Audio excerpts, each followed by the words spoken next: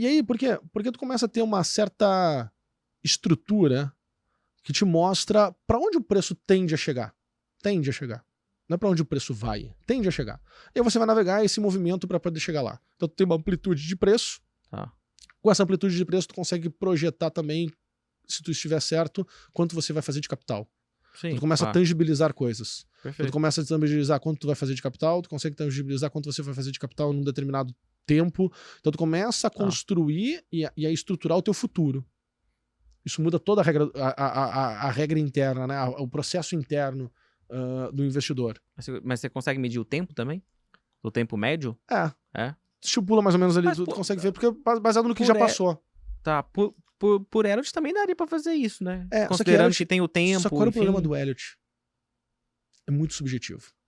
Pra caramba. E quando tu erra uma leitura, Tem ele não tem Tem vários margem padrões de manobra. Tem várias coisas objetivas, mas sobra um espaço ali pra subjetividade. Então tu não tem espaço pra manobra. E o fato de tu não dar espaço pra manobra te faz, quando tu cai, pô, tu tem que redesenhar tudo de novo. E tem que ficar perfeito, redondinho, né? Pô, isso aqui é isso aqui, isso aqui, isso aqui. E aí, isso aqui tá faltando, é muita regra pra um ambiente que tu precisa ter um pouco menos, tu precisa ter menos regras. Porque o processo no final pra executar tem que ser muito simples.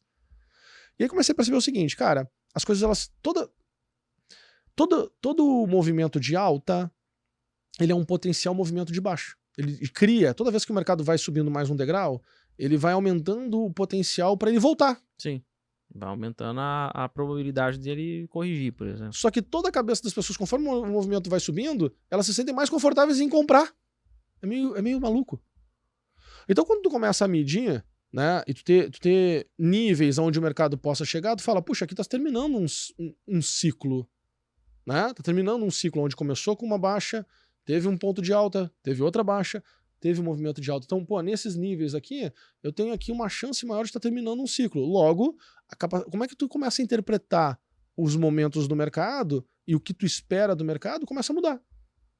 Certo. E aí tu precisa de sinais. Quais são os sinais? Tu começa a perceber assim, cara, eu sou comprador ou sou vendedor? Eu compro ou vendo aqui? Pô, mas se eu comprar, até onde o mercado pode ir? Se eu comprar e o mercado não for ao meu favor, para onde o mercado tende a ir? Tu começa a enxergar os dois lados. E tu tem que fazer uma escolha. O que tu vai tomar de risco? E aí tu pode ter um gatilho operacional, tu pode ter o que tu for para poder traçar os níveis que tu compra, tu está comprado ou tu está zerado.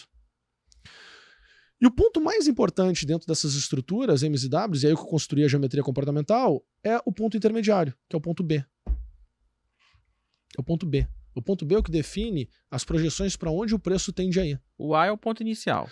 O X é o ponto inicial. O X é o ponto inicial e o A. O A é o... Vamos lá. Na verdade, os pontos X, eu teria que riscar, né? Para o pessoal poder ver. Quer assim, risca, grava sua tela, risca aí e passa pra gente. Mas o que tu tem que imaginar? Gravar a tela, riscar. Muita coisa pra minha cabeça, cara. Consegue gravar a tela aí?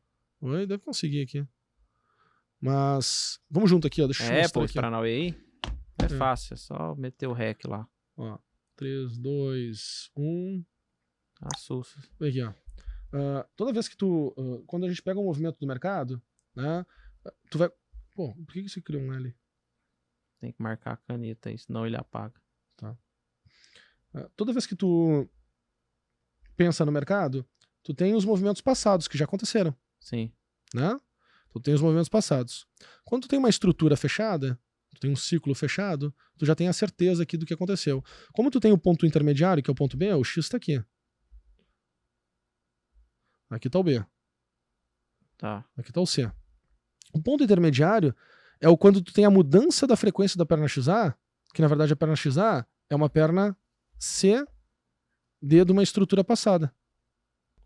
Tá. A XA, ela é uma perna CD da estrutura passada. O padrão então ela já harmônico existiu. ele é contínuo, então. Não. Isso aqui é geometria comportamental, não. Ah, não, é? Claro.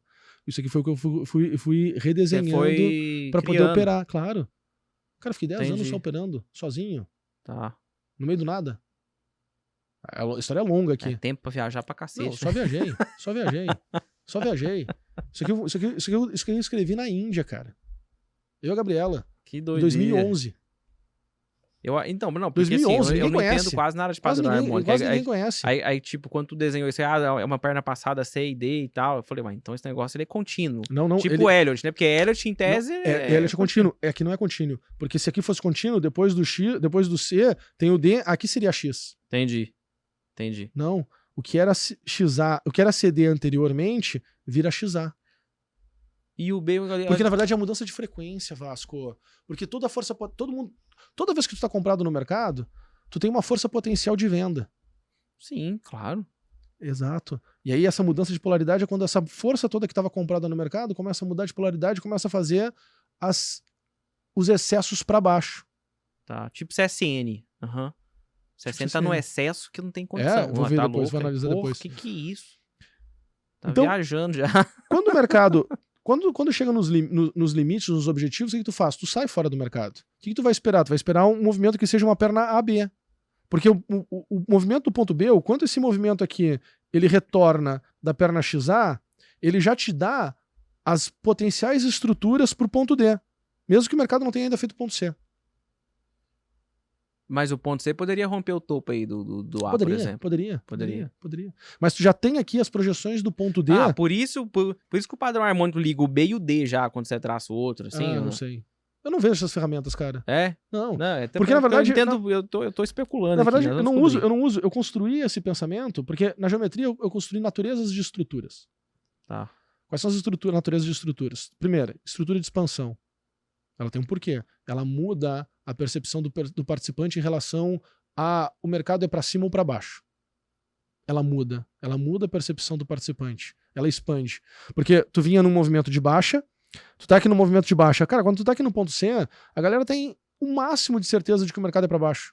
O pessoal tá olhando aqui, ó, cara, isso aqui, ó, recuperou, vamos embora para baixo, vamos continuar. Tu tem o máximo de certeza de que o mercado vai continuar para baixo. Aí o mercado não vai para baixo. Ele inverte a polaridade, ele inverte e começa a subir. Cara, no meio do caminho, tá todo mundo ainda acreditando que é para baixo, tá todo mundo com medo. De repente, quando tu começa a chegar nos níveis do ponto D, a galera fala, não, o mercado é para cima.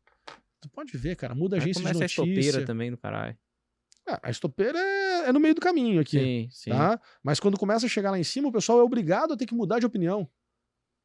O pessoal é obrigado... Cara, é engraçado. Normalmente eles mudam nos topos ou no fundo. Exato. É igual recomendação. Fulano, não sei o quê. Exato. Recomendação de compra pra Petrobras. Caralho, essa porra subiu 50% já. Exato. Exato. Então a gente tem a primeira estrutura de expansão. Depois a gente tem estruturas de correção, que acontecem ponto D, né, mais dentro da estrutura, o tamanho do ponto B é menor, é mais baixo, então o mercado não tem força, então ele corrige e continua a tendência. Temos estruturas de final de ciclo, que acontecem tipo Covid. S&P 500 lá na máxima faz novas máximas, só que não consegue expandir, não consegue chegar num nível de expansão, e aí volta muito forte.